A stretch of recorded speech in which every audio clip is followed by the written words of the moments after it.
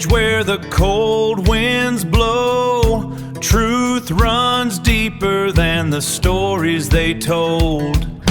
Cowboy criminology, ride the line, getting to the truth behind true crime.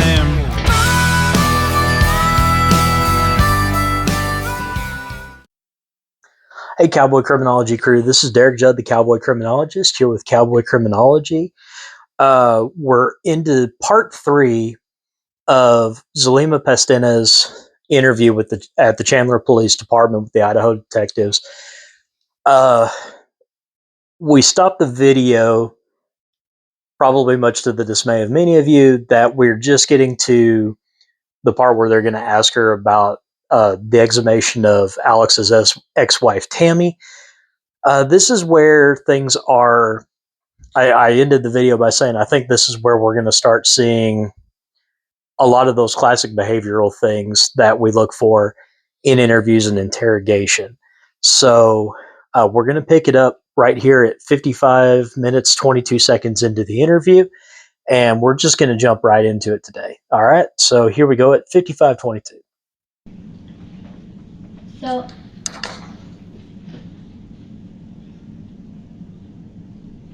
Lori and Chad had called that day, and they were the ones that told us that they were exhuming her body, and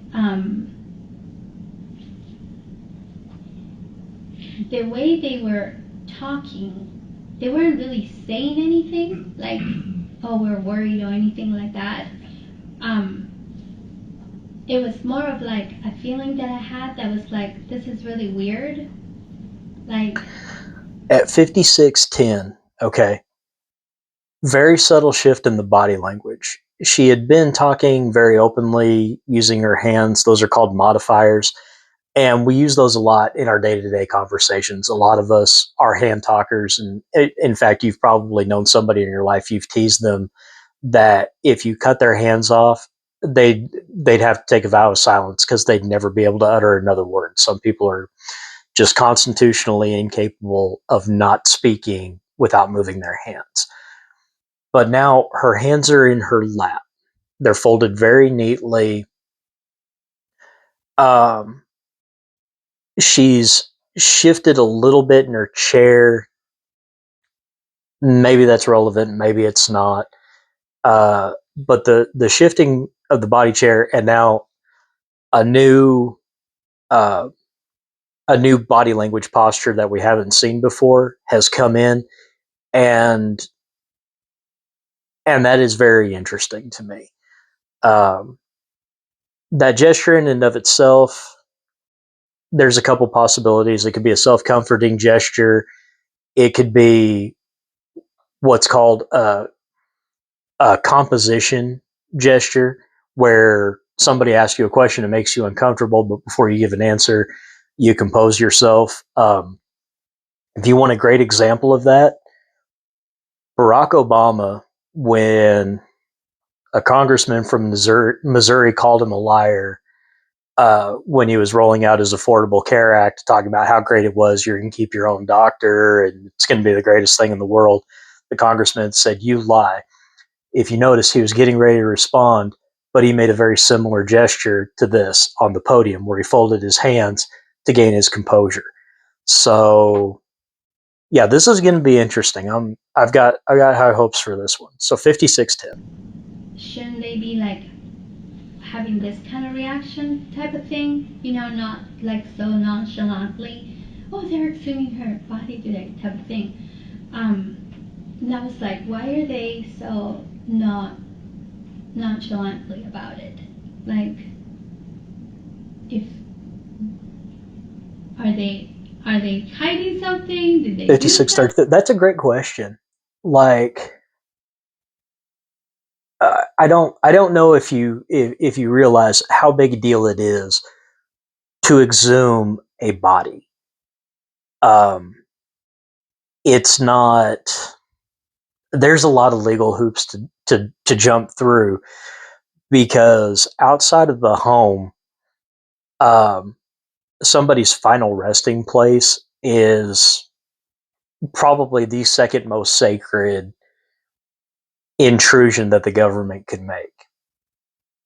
And it's a very hot button issue. You know, people want their relatives to be able to lay in peace.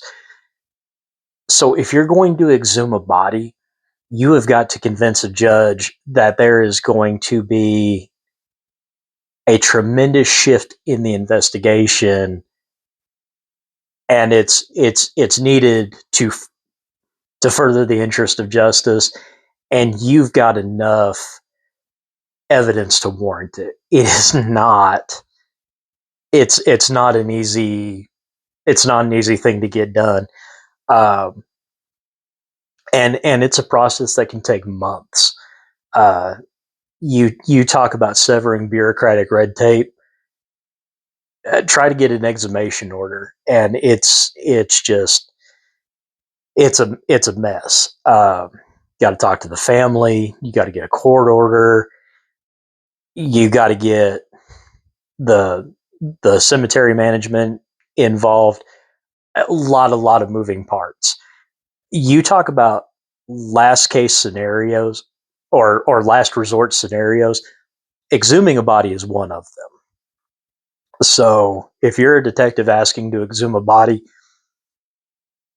you better have all your ducks in a row, because what you're asking for is not a simple thing. All right. So that was a great question on her part, because, yeah, that should be weird. It's like, if you had any close relationship with somebody, the exhumation of their remains should trigger something other than, talking about it like, oh, I passed Jan on the streets today and it was wonderful to see her again. No, you don't talk about the exhumation of somebody in those terms. You're like, hey, they're exhuming this person. Why on earth are they doing that? There should be a little more to it. Um, at least normal. And I always hate saying that word, because normal doesn't mean the same thing to everybody. But you get what I'm saying. It's not something. It's not an everyday occurrence. So you would want to know. I'd want to know. So let's see where this takes us at 56:33. Something, did it not do something? And so that's why I wanted to.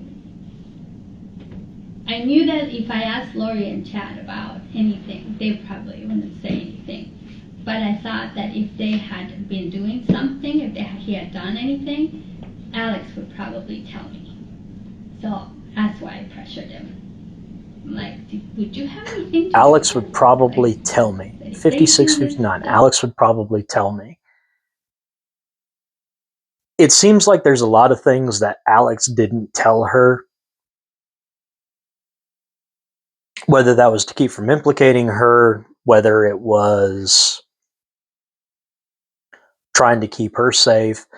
Obviously, the end he met, that seems to have been a founded fear.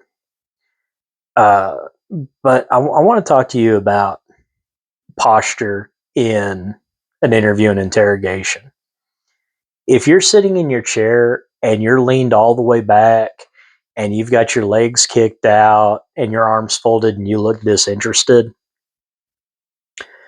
you're going to convey that attitude to the person you're talking to. It's going to undermine the seriousness of what's going on. So, the detective with the sunglasses on his head, if I was going to make a criticism, one, he should be taking notes. Even if he's not taking notes, he should make it look like he's taking notes. Um, this should look, this should not be a very nonchalant, run of the mill conversation. He should be sitting up, his back should be straight, he should be more attentive. He's kind of looking down at his notepad. He almost seems like he's just along for the ride. And if you're law enforcement personnel and you're in an interrogation room or an interview room, everybody else in that room needs to believe you're in there for a purpose. And so that was one of the reasons that I tended to shy away from having multiple people in my interviews and interrogations unless I'd spoken with them immediately. But the officers I worked with, like, they knew if they were coming in with me, like, it was to provide support. They had a very defined rule that we talked about beforehand, because it's so important. You want to impart on who you're speaking to how serious this is and how serious you're taking it. And body language is two-way communication. All right. Your suspect communicates one way, the officer communicates another way, and you want to make sure that if you're the officer, you appear to be in a position of authority. The detectives in the Sarah Boone investigation did a really good job. Their posture was great. Um, so good, as a matter of fact, you could tell when Chelsea, the female detective, you could like literally pinpoint on camera when she had just had enough of Sarah's BS, and it was it was great. That was a fun video to make. Those type of interrogations are, they don't come along very often. So when they do tend to make the cowboy criminologist smile. So anyway, we'll pick it up here at 56:59. Body, and are they gonna find anything? Do you have anything to do with this? And he said no. But I mean, I don't know if that was true or not. Do you know what I mean? Okay. And the reason I ask is because, let's say if my wife gets a call and Okay, they say one of her friends is being exhumed. 57:23. That was a great hand gesture we just saw. So hands folded like this in her lap, but she also did the open thing. Like, I asked him about it, he gave me an answer. I don't know if I believe him though. Okay. Regardless of why she's using this, either as a self-comforting gesture or a composing gesture, the fact of the matter is she still is trying to convey openness. And I think in this context, I think what we might be seeing is a self-comforting gesture. Like, I feel like I've been lied to. I want to believe the best in him, but right now it's really hard. You see how that kind of works? Um, so that's awesome, and this is a great example of why watching interview and interrogation footage is so crucial in an investigation, because you start to pick up on things. Of course, everything in context. Like, there's not one thing here we can look at and say, this is a sign of deception, this is a sign of anxiety and stress. But there are some things that are coming together that are starting to give us a little clue into what she's doing.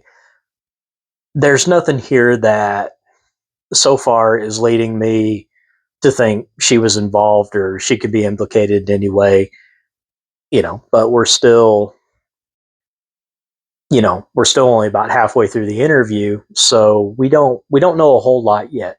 But that gesture right there, closed off but still trying to convey that sense of openness, is an incredible gesture to look for. Um, I don't know how many people do this, but after I did an interview and interrogation, I would go back and watch the footage, because I wanted to know there's things that I'm going to miss. And this camera's in a great position. It's looking down at the attorney. It's looking down at Zulema, and you can see what her hands are doing, things that might be obscured. But even if that was true, you could still tell that her hands are in her lap, and that rolling forward motion, that's still, you can still convey that's that same motion, forward motion of the shoulders to show openness. So, uh, great placement with everything in the room. Uh, but yeah, that's one thing I noticed that a lot of people don't do is they don't go back through and rewatch their videos to make sure they didn't miss little things like that. So we'll pick it up here at 5723. That wouldn't be a question I would ask my wife is, did you have anything to do with this? That wouldn't even cross my mind. Do you know what I mean? It Yeah. would be more like, hey, we're telling you it's getting exhumed. Right. Information-wise, this is what's going on. So that's why I wanted you to maybe expand a little bit on maybe why you thought or suspected Chad and Lori may have done something to Tammy, or that maybe Alex had known about something or had done something. So remember that they were saying that Tammy had become a zombie. Mm-hmm. Remember that? Yep. And they were talking. I don't know who was saying who, because they always like, oh, I was told. Lori would say, I was told, and then Chad would say very little, and then it was kind of communicated through her. So it's kind of hard to tell who the information was coming from. But they were saying that Tammy was supposed to 5831. Hands are now above the table, and she's using those open modifiers, talking with her hands and everything. She's not self comforting. So, this to me is a strong indication that she is retelling something from personal experience, and so that's a great thing to look for right there. It's 5831. on her trip to Utah. She was supposed to have he had seen it in a vision that she was going to die in a car accident in the way there, or something was going to happen that she was going to pass away. Okay. And then when she didn't pass away, then what they were saying was that she actually did pass away, but what happened was that she was taken over by an evil spirit, and then they were that she had become a zombie. Okay, so in the back of my mind, here I am thinking, okay, they said the same thing about Charles, right? And then Charles ended up being shot, right? I'm thinking, okay, you guys are not trying to say that you guys are going to do something physically to people who are, who are turning into zombies according to them. That was my. Stop that at 5935. Very, very interesting. So I'm learning a lot about this case that I didn't know. I'm trying to make the functional equivalency here. So when somebody tells you something that should have happened and it didn't, and then they go through and they take efforts to make it happen anyway. That's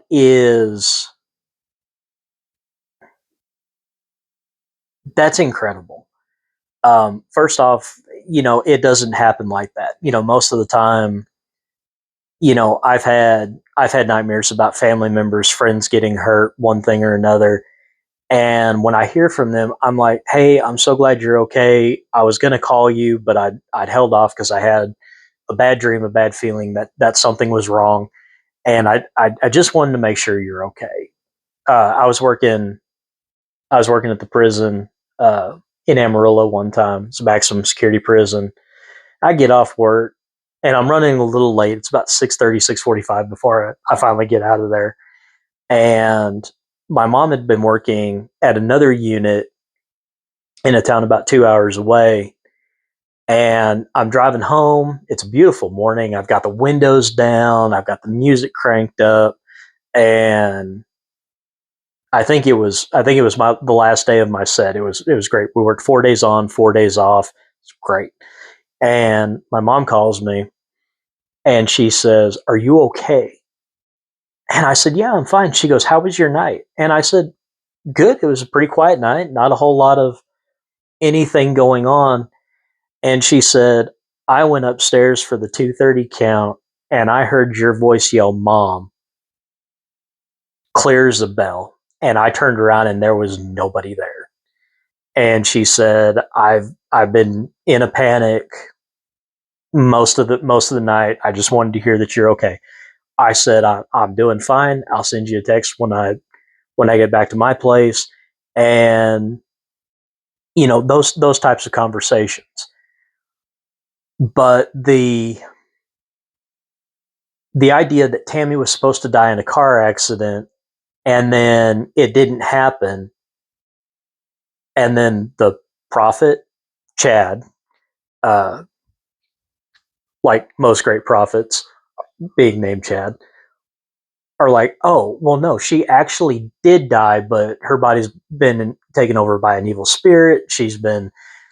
So I actually tackled this subject in the book Monsters Have Always Walked Among Us when I'm talking about cults. And cults are generally ruled by a person who's very charismatic, and they have just a unique ability that most people don't possess. And that's the ability to be proven wrong about something. And then instead of just saying, I was wrong, thank goodness I was wrong, they go, oh no, this person is now an evil spirit. This person's a zombie. This person is 15 other things.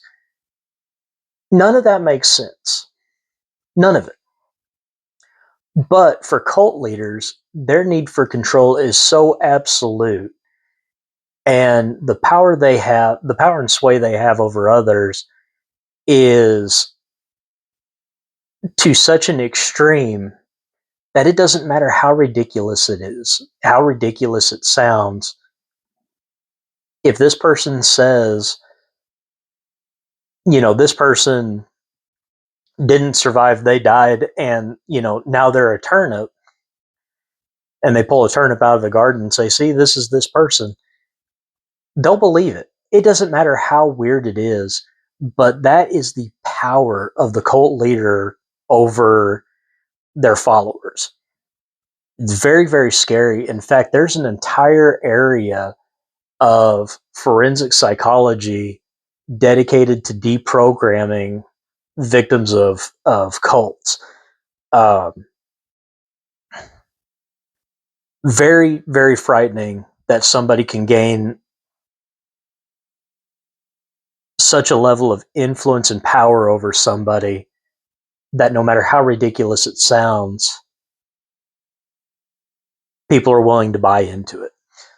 So we'll pick it up here at 5935. Okay.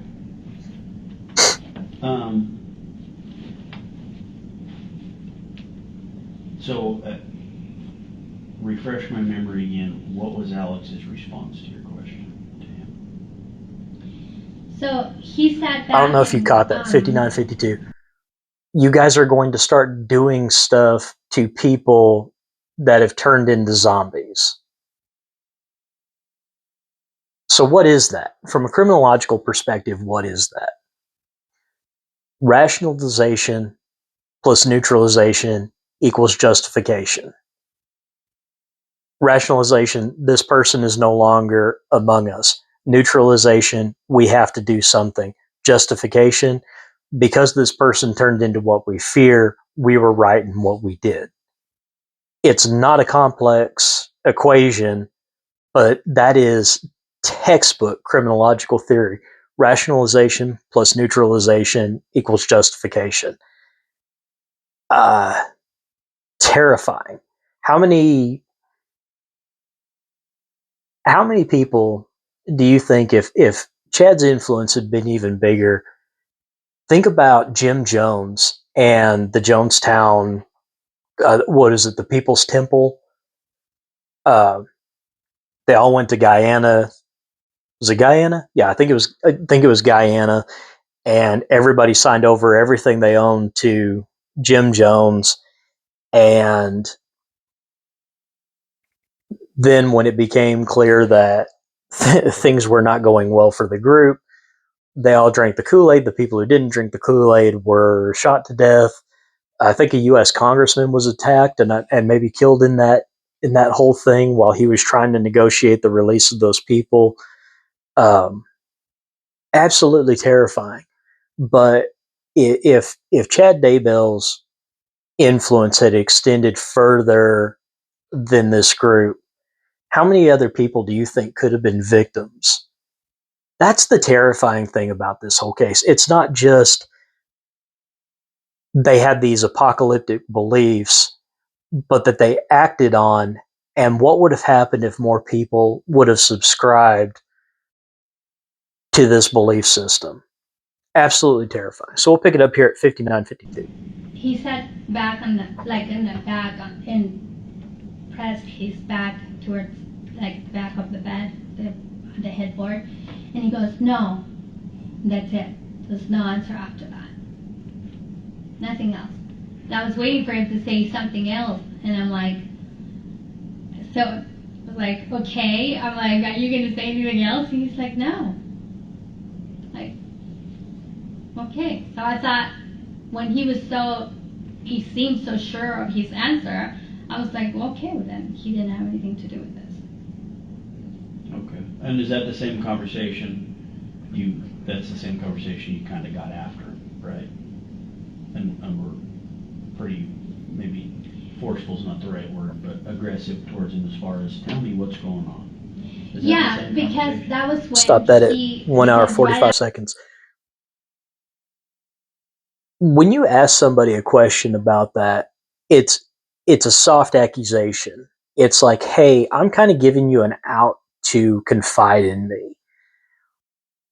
But when somebody doesn't take that, there's no elaboration. No, I didn't have anything to do with that.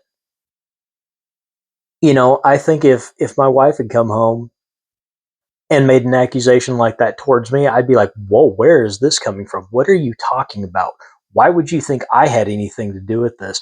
What is going on? I'd be wanting to ask questions. And, as a general rule, you want to be careful about or pay close attention when people answer a question with a question, especially why would you think I had anything to do with this, something like that. Sometimes it's a very valid question. It's like, whoa, wait a minute. I don't even know this person. Why would you be talking to me about that? Kind of coming to the why. Um, the difference in those statements when somebody generally wants to know as opposed to the classic, answering a question with a question is a sign of deception, they stand out. And I will have to find a video that demonstrates that, because it is a very, very powerful tool, and it's something in the tone, it's something in the way the question is answered that trips that in the back of your mind. Um, so, as a broad generalization, be aware of broad generalizations. So pick it up here in an hour and 45 seconds. After so then I press for another answer, and he tells me no, right? Hands back in So the then lap. so then I stand up and I start walking away because I'm like, I don't know what to think at this point. And that's when he said, I think I am being their fall guy. And I'm like, the fall guy for what? What is it? Tell me. Back on the table. What is it that they're trying to pin on you? What did they do? And he just wouldn't say anything else. And then I get frustrated again because he's not answering my questions. So I turn around and I'm going to walk away again, because I'm just so frustrated that he's not saying anything. And that's when he tells me either I am a man of God or I am not. Okay. Now, at the time, because I turned around. Okay. I think I'm being made the fall guy. You've got somebody who's willing to listen to you, who may be able to help you, and you don't elaborate. It seems like Alex knew he was going to be the fall guy. What it also appears like is he didn't want to. I think he was trying to spare Zulema from being tied up in everything that he was involved in. I think there would have been a lot of uncomfortable questions if he had been honest with her, but it seems pretty clear that that statement right there, that in that context, provided Zulema's telling the truth, and I haven't seen anything that makes me think she's being deceptive about answering that question, it does make me curious. It reminds me of a case that I read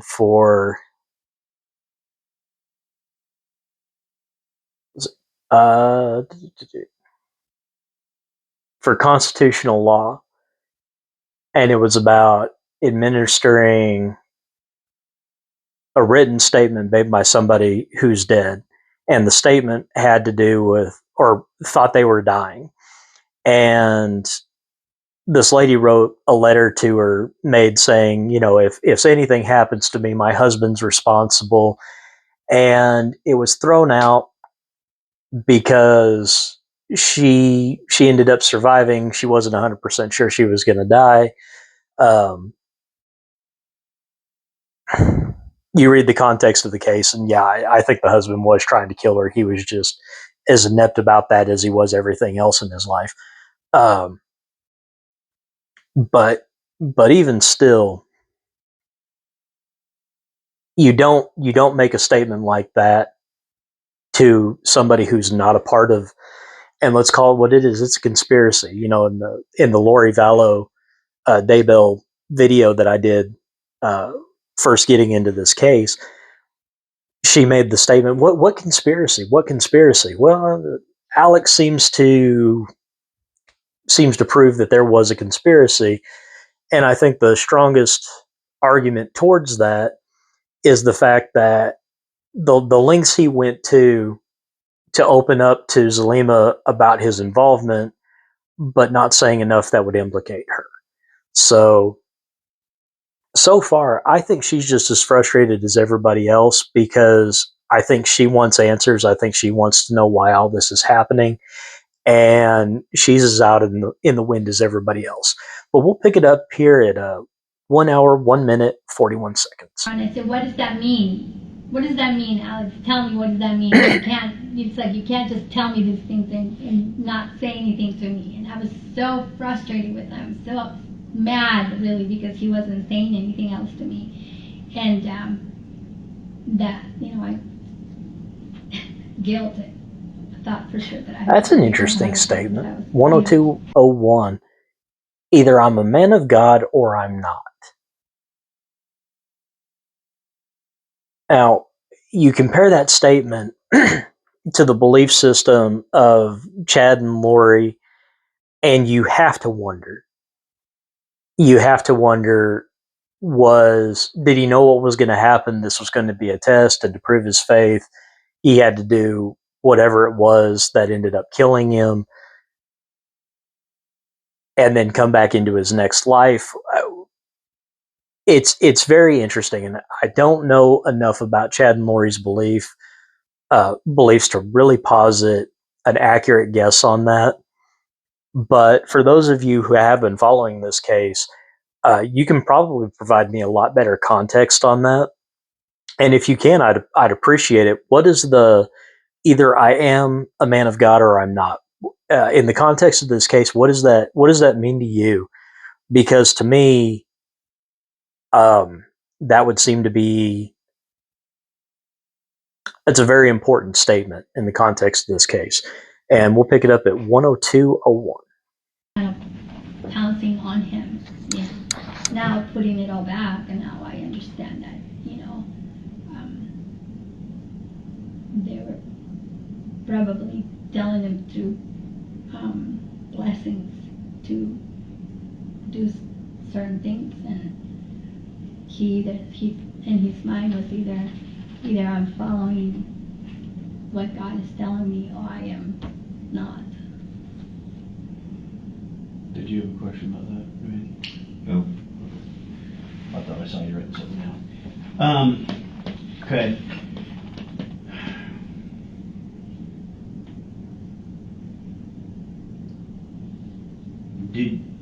So after he had said that,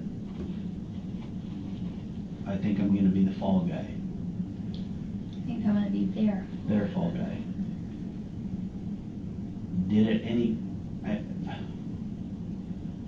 Did you think that Chad and Lori had done something to Tammy? Don't Was that point your it out. impression based on that statement? I didn't know what to think at the time. I didn't know what to think.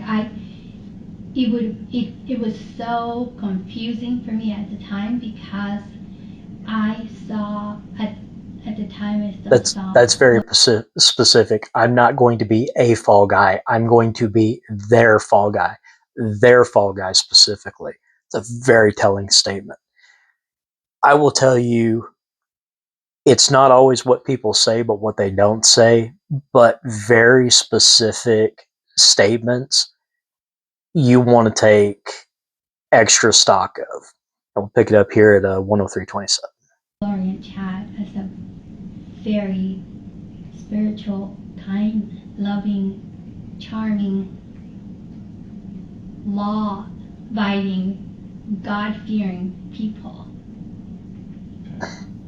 So there was no,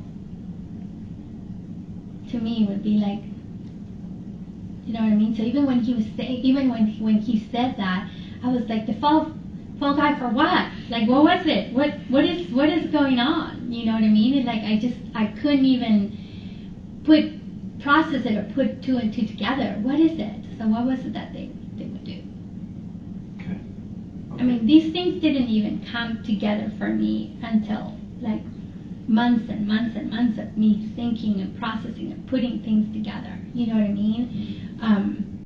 Stop it there at 104.47.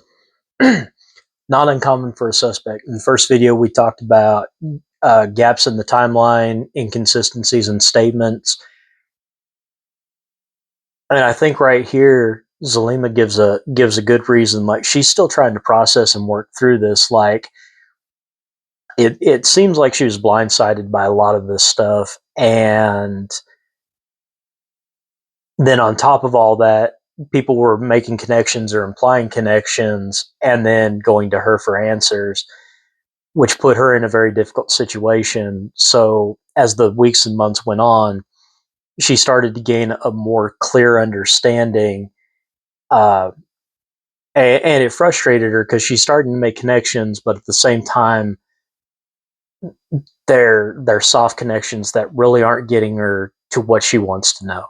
So that's how, this video can connect to an earlier statement that she made, and we'll pick it up here at 104.47. Because to tell you the truth, until they found To tell you the the truth 3 remains of the times. children, I still thought that there was a possibility that they had them hiding somewhere, that the kids were Okay, maybe so alive. one even. So to tell the truth, I think that's just something that comes up, and I think that's just a regular phrase for her to use when she's speaking to somebody. I have a tendency to say absolutely when I'm showing agreement with something, and I tend to overuse that word. It's just kind of a phrase I use for agreement. Um, in the Marine Corps, it's outstanding. Everything's outstanding, whether it is or not. Uh, it's kind of like the F word in the Marine Corps. You could say outstanding about everything, and people will understand the context. It's a fantastic word. I need to start bringing it back. Start using outstanding more than I do. But yeah, so now I'm starting to think that this is just a regular pattern of speech. It doesn't come up as a proffer of honesty like it did for Sarah Boone. So I'm less convinced that it's relevant. I think it's just the pattern of the way she speaks. And so, that's why I say it's important to establish a baseline for the people you're interviewing. Not everything is determinative, and you've got to be able to make that assessment. And it's not always easy. It's real easy to sit here on YouTube and go back in hindsight and break this down frame by frame. Not everybody has that opportunity or takes advantage of that opportunity, but there's still a lot that can be learned. So something that's normal, the unsolicited proffer of honesty, or repeated unsolicited proffers of honesty. We've been at this. This is we're an hour and 5 minutes into the interview. She's used that phrase 3 times. Sarah did that like 15 times in 5 minutes.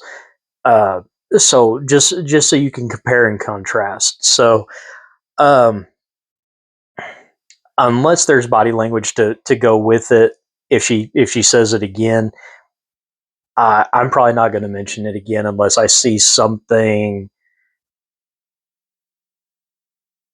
Unless I see something that kind of contradicts uh, her her honesty. So we'll pass that. So 1 hour 5 minutes.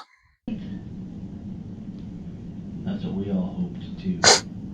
I really believe that they had them hiding somewhere. I believed them. I really did. That's what they were saying, that they were keeping them Nope. safe. So 105.18. Nope. Okay. So she's saying, I really believe the children were alive. If you notice, her hand was really high up on her wrist and she was rubbing. That's a complete departure. That's new body language. She may have wanted to believe that, but I don't think she believed it at the time. I think she thought the worst. Now,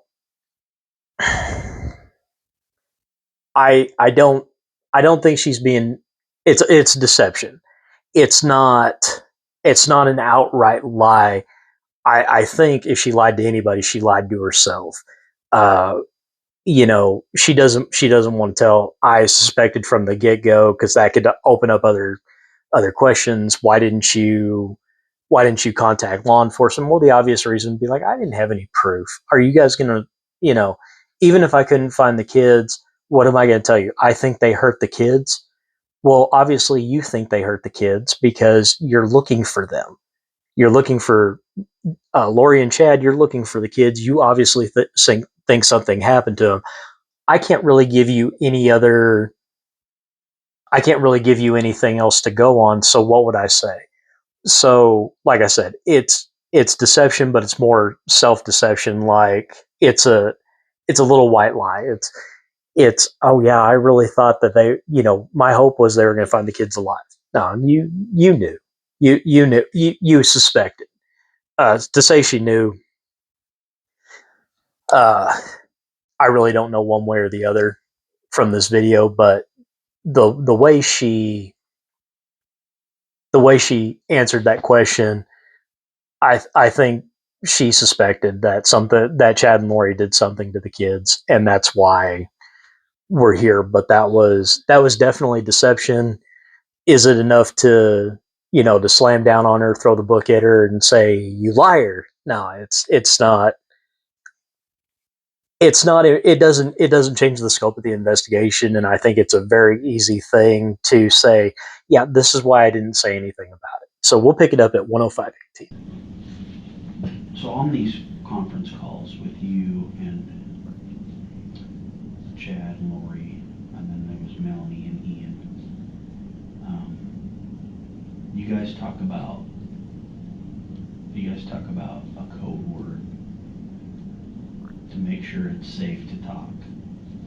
Do you remember talking about that with them?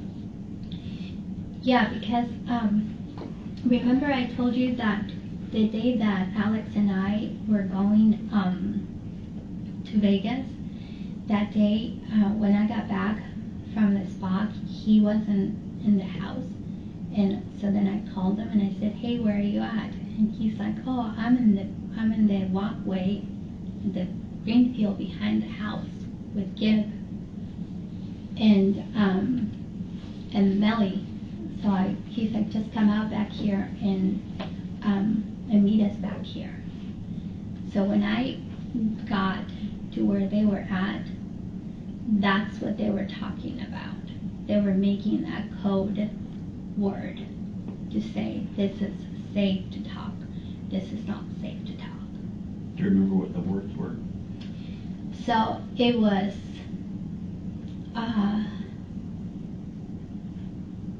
pretty bird,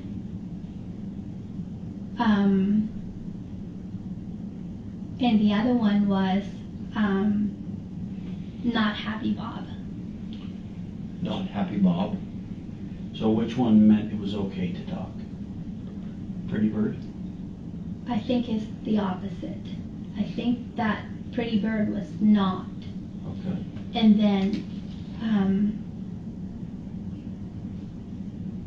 not happy Bob meant it was. Okay, that's actually pretty clever. 10715.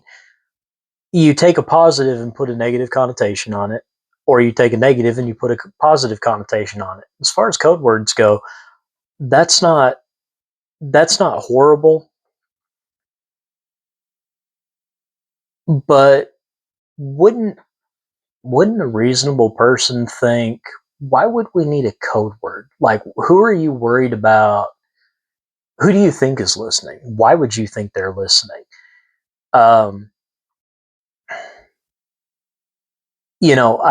Various partners that I worked with at various departments, I would tell them, if we ever get into this type of situation, if I use this code word, this is what I want you to do. And that was just a simple code word between us, meant absolutely nothing wouldn't have meant anything to anybody else. But we knew if we were in a particular situation, if they heard that word, it was game on. They knew what to do. And I knew as soon as I said it, I was going to have to act very, very quickly. But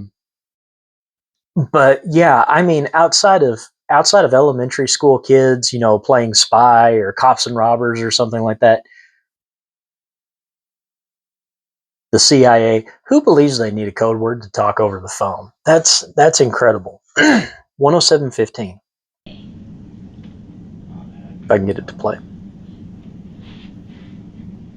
Meant it was okay. Okay. So, whose phone number did you call because they would call you from Ian's phone. Whose phone number would you call to conference everybody through?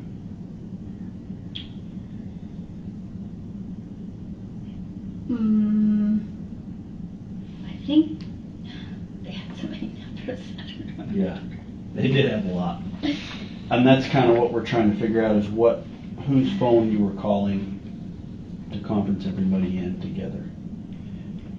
Because every time they would call you, and then you would do the calling. Okay, so they had a lot of phones, but here's the little professional tip. If you think somebody's listening into your phone calls and you call a tapped phone line from a non-tapped phone, it's still going to be tapped. All right, they're still going to have access to those phone calls. Now they may have been using burner phones, one thing or another, but if Zulema's phone had been static and that was the only phone she had used, this goes back to my first point from the first video. Why did nobody think to subpoena the phone records and do a data dump on the phone? That just it seems like a little bit more work up front could have saved them a whole lot of this on the back end. But like I said about the wonders of hindsight, and it could have been something just as simple as not having the resources. I mean, a data dump on a phone is not nearly as straightforward as it sounds. I mean, you've got to get a warrant, you've got to know specific date and time when the communication you believe started, when it ended. You gotta have probable cause because that's not just information you Google.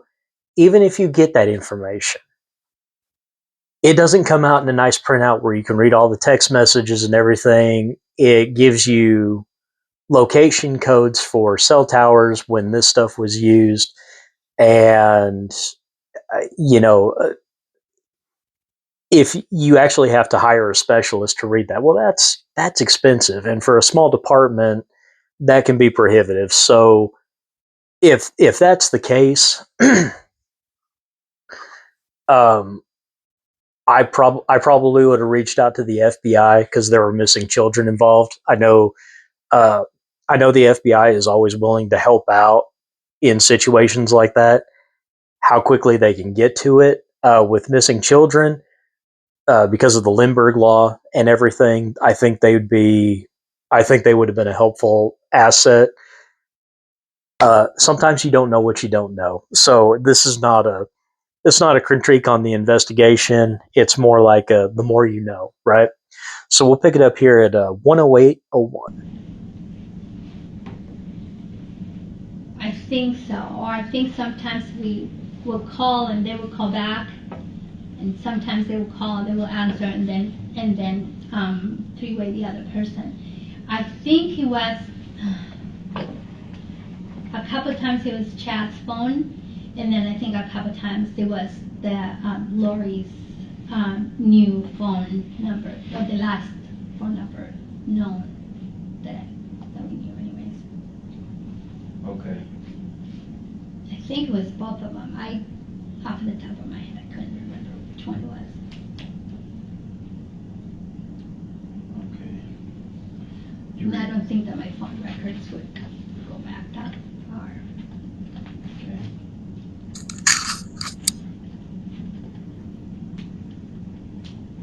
They probably do. The numbers do. Yeah. Oh, you'd be amazed how far far back phone records go. Because a lot of times they wouldn't answer. They just, remember I told you about that ghosting that they would do. So a lot of times we would call one number and then they wouldn't answer, then we would call the other number, and sometimes they would answer and sometimes we would call the other number again. So there was a lot of that calling and no answer, and then sometimes they would call back. And that's when they lived in Hawaii. Well, they were in Hawaii, but the time. Because that was after November Right. 26th, their 26th. Yeah. And I thought for sure that they were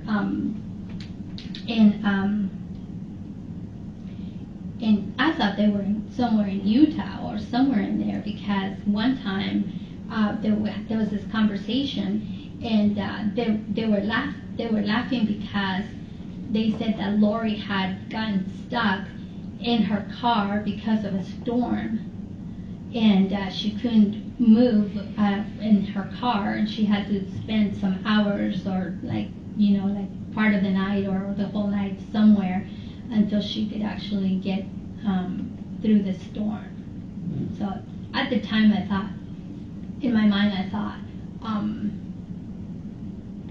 that it was like a snowstorm that she couldn't get through, and I thought, well, probably Utah, that's what I was thinking, but I don't know if it was a storm over there, or were they here still and before they left for Hawaii? I don't know.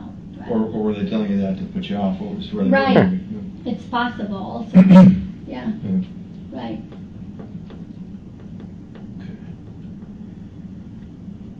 And that's one of the things that she was saying would be, for your protection, we're not telling you where we're at. For your protection. So how come you were the designated, or how come you were always the one who would make the calls? How come it wouldn't be Ian or Melanie or 1129. We're telling you this. We're not telling you this for your protection. What do I need protection from? Who do I need protection from? Why do you think I need protection? They were protecting themselves. All right. Chad and Lori seem to be very disinterested in anybody but themselves. So I think if they were saying that, it was because they didn't want. They probably suspected, if they didn't know for sure, that people were talking to law enforcement, trying to figure out where they're at, and they didn't want anybody to know where they were at. Pro tip: if you're trying to evade law enforcement, islands, not a very good place to go.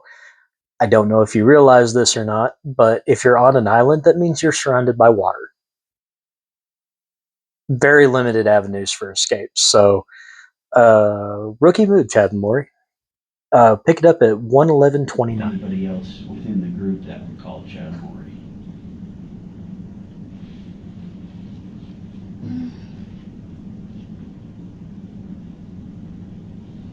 Good question. I don't know. I guess it was just kind of like it just kind of take over kind of thing. I don't know. Maybe. There was no really a particular reason why I would. There wasn't like a designation or anything like that. Did everybody know their number in the group? At that time, no, they didn't, because I remember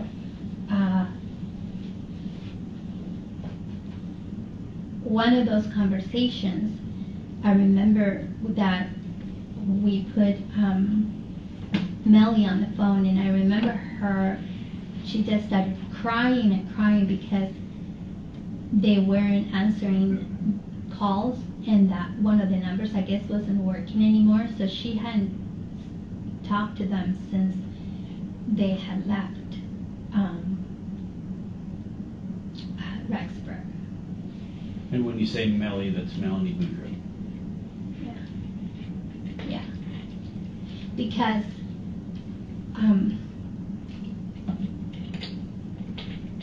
the way that they were,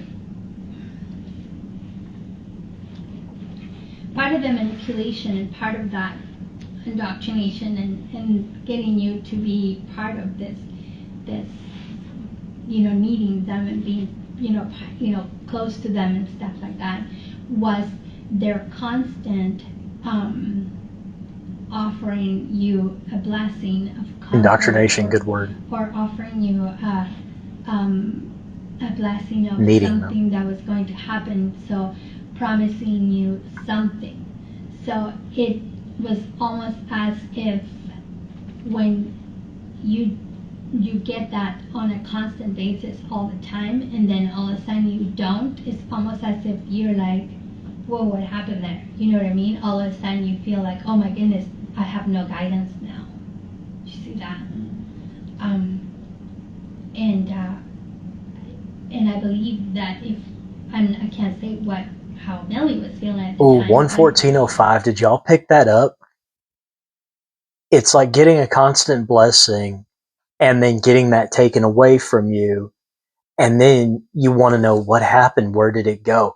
That's great. That is cult leadership 101 right there.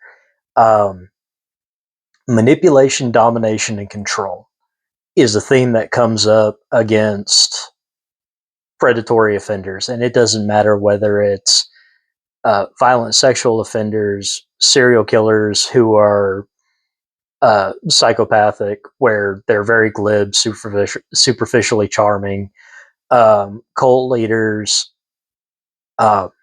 embezzlers, fraudsters. That whole idea of I'm going to give you praise, I'm going to give you edification, but then I'm going to take it away because I'm going to make you think that you've done something wrong. All right. I think we're going to hold off on there. Part 3 has gotten really, really good. We'll see where part 4 takes us. We'll pick it up at 1 hour, 14 minutes, and 5 seconds.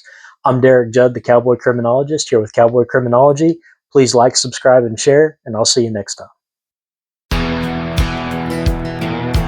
Out on the edge where the cold winds blow, truth runs deeper than the stories they told. Cowboy Criminology, ride the line,